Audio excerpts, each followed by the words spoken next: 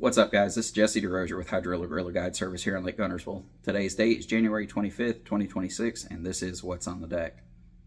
So first off, I apologize about not getting a video up either Friday or Saturday.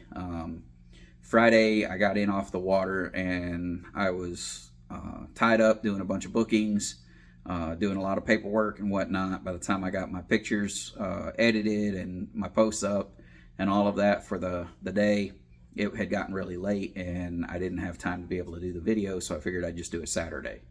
Unfortunately, yesterday when I woke up with a massive migraine and I stayed in the bed all day. I never moved. So I apologize about that, but let's go ahead and get started on what we did last week, as well as I'm doing a little tweak on my video this week. Instead of showing you guys the rods, because a lot of that stuff stayed the same, we're going to talk about, with this coming week's temperatures, kind of some adjustments that you can make to be able to still catch fish going into this coming week. So with this massive cold front, anytime you have a cold front where the water temps are going to get down into, say, mid to low 40s, there's a couple of key baits that I would definitely focus on more so than others. It is a time when the Alabama rig is going to shine. It does a really great job of pulling those fish up off the bottom of the lake, even in 20 foot of water, to be able to get them to come up, and they will come absolutely unglued on an Alabama rig. So that's probably my number one bait that I would recommend for this coming week with those cold water temperatures. Second is going to be a jerkbait. Now, I've been seeing a lot of these fish literally following a jerkbait but not committing to it. And the reason for that is I feel like they've kind of gotten used to seeing the jerkbait all winter long, and it's the noise that's coming off of it, and that clack, clack, clack. They've kind of gotten keyed in on it, and they're shying away from it. So right now, to get them to commit, switch over and throw a true silent jerkbait. You'll be amazed at how many more fish that you'll get to commit, especially right now, later in the season, on one that is silent. The one thing that I would say is make sure that you are lengthening the pauses.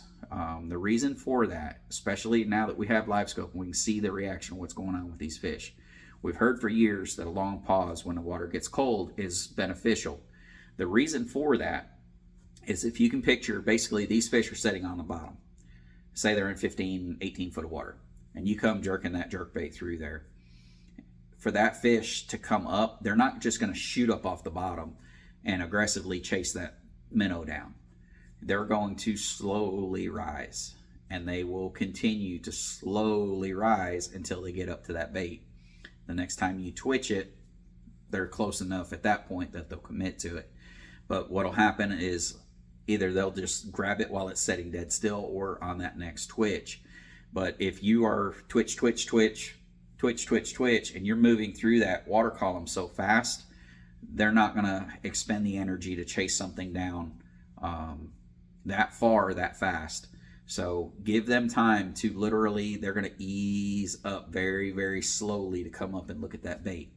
They're expecting that bait to be a dying shad, right? That's what we're imitating with a jerk bait. So they're not expecting that thing to take off and just willy-nilly out of there. So take your time with it. If you've got to, count your length of pause if you need to, just to get yourself to slow down.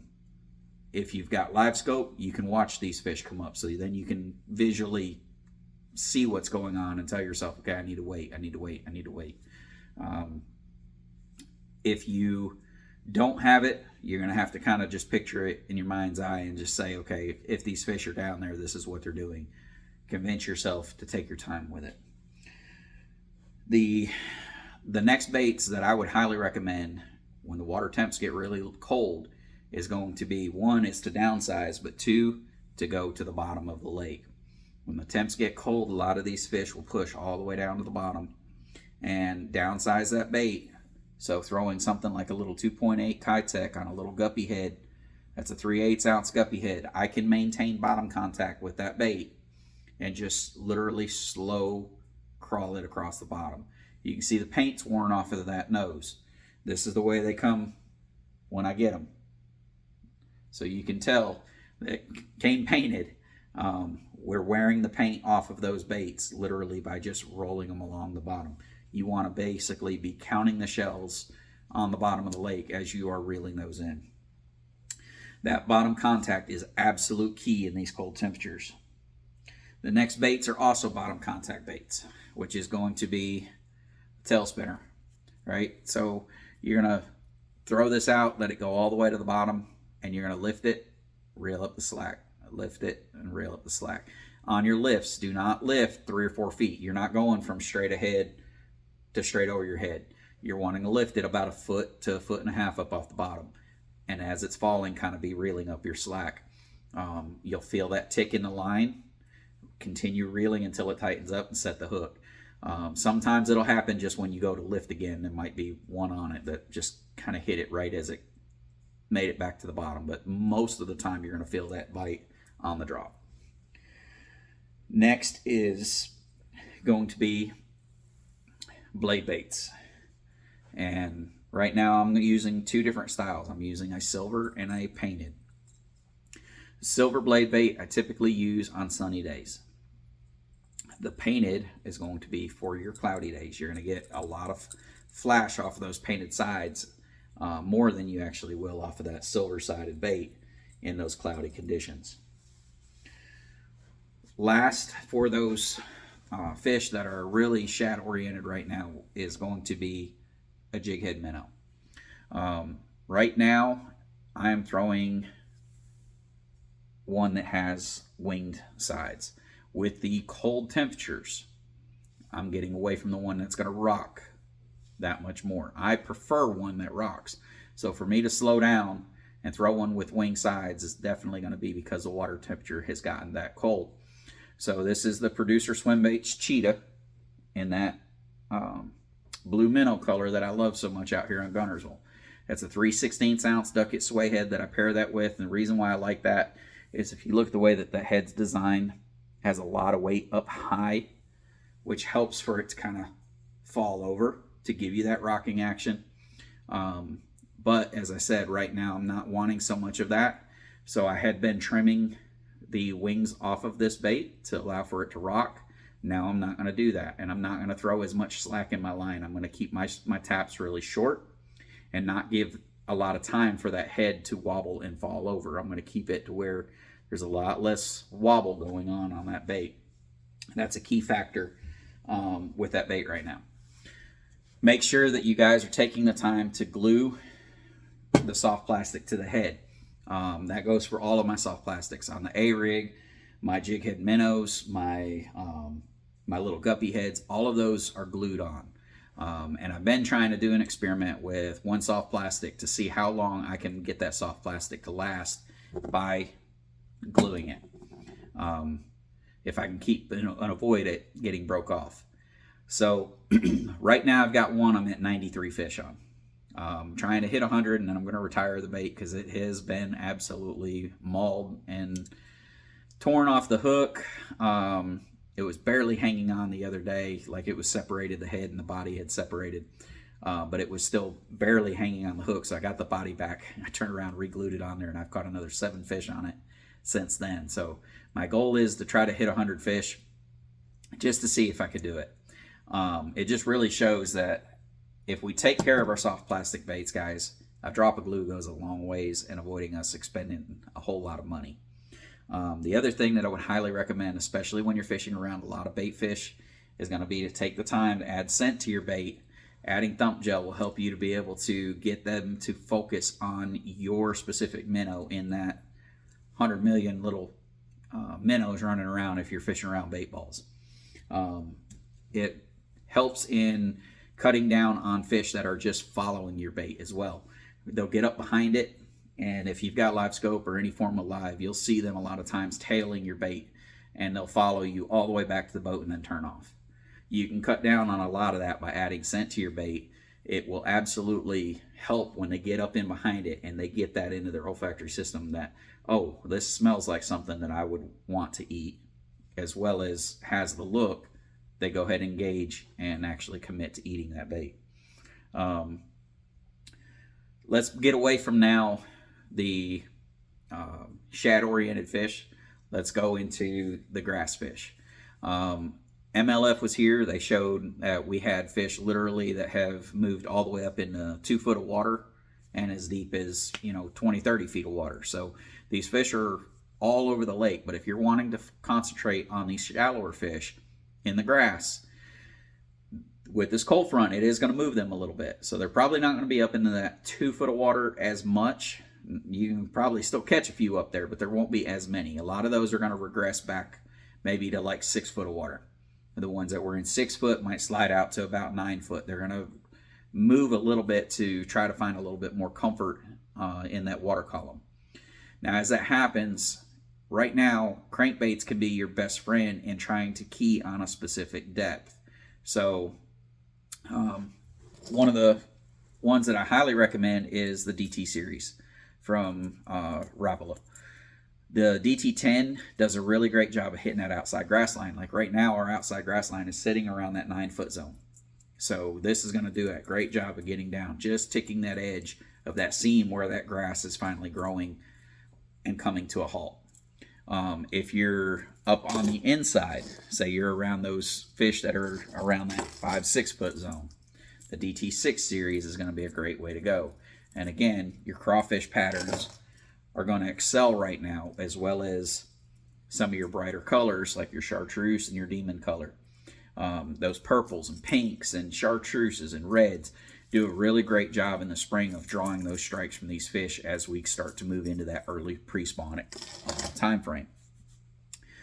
If you guys are going to be fishing, say, the up-and-coming Bill Lewis tournament, a couple of options for you guys would be, I think that's the MR6 is what that's called. It's going to hit that 6 foot zone, and then the Echo Square Bill. So hopefully by the time that tournament rolls around, these fish will start sliding back up into the shallows.